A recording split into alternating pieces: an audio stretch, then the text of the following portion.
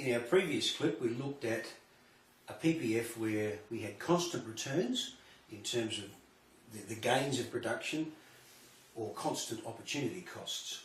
That assumed that resources were perfectly transferable between two alternatives.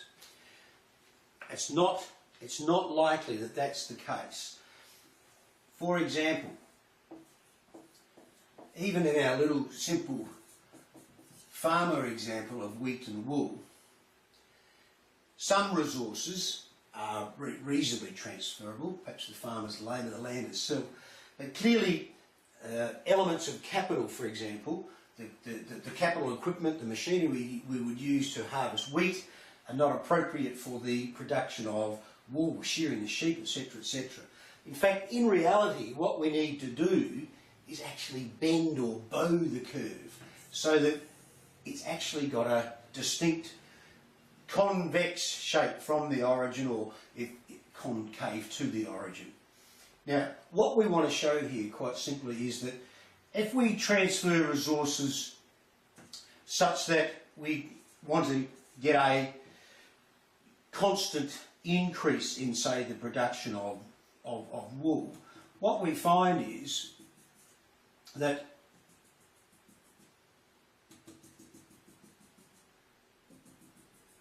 the opportunity cost is in fact increasing. So what we find is that our returns, if you like, so we're decreasing, we're decreasing, we're decreasing, but what we find is that our gains in terms of wheat are actually getting smaller and smaller and smaller.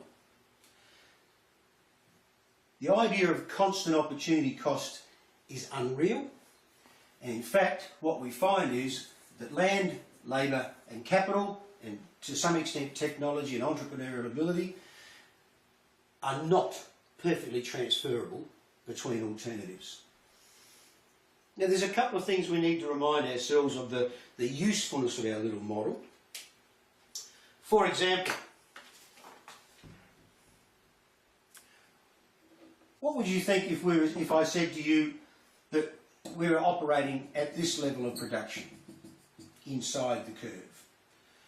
Well, remember at the start of the last clip we stated, or we assumed, that all of our resources were being used to their optimum, that they were being used efficiently.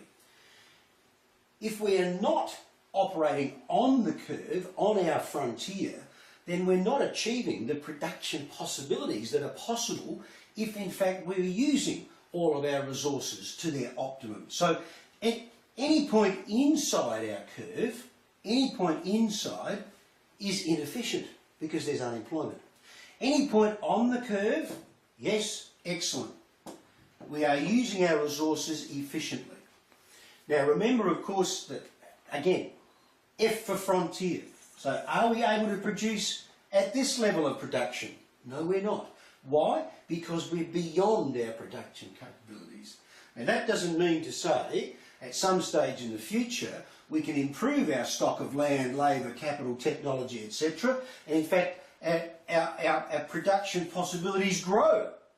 That's a distinct possibility. But that's at some stage in the future, not the now. Not the now. Okay. Now, let's contemplate one more thing. Let's say we were being productively efficient and we're operating on our curve at, say, point C. Why might a farmer transfer resources away from this level of production in order to increase their level of wheat production, knowing that they're going to incur an opportunity cost? In other words, what I'm posing the question here is, how will society determine where on the curve we operate? Now we're starting to talk about a problem of allocative efficiency. How will we allocate our resources such that we achieve the levels of production in the goods and services that society most wants?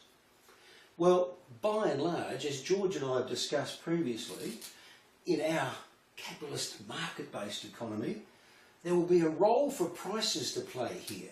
So, for example, a simple little example here would be that if the farmer felt that there was going to be a rise in the price of the global price of wheat because of perhaps shortages in North America or Russia, then it would make good sense that in order to capitalise on a potentially higher return, that you transfer resources out of here, knowing full well there's an opportunity cost involved, but you are able to produce more at a higher and get a higher return, because and we're saying that resources will be guided. They're guided by the fluctuations in price. What we need to do is to have a closer look at how those prices are established in our market-based economy. And that's where we're going next time.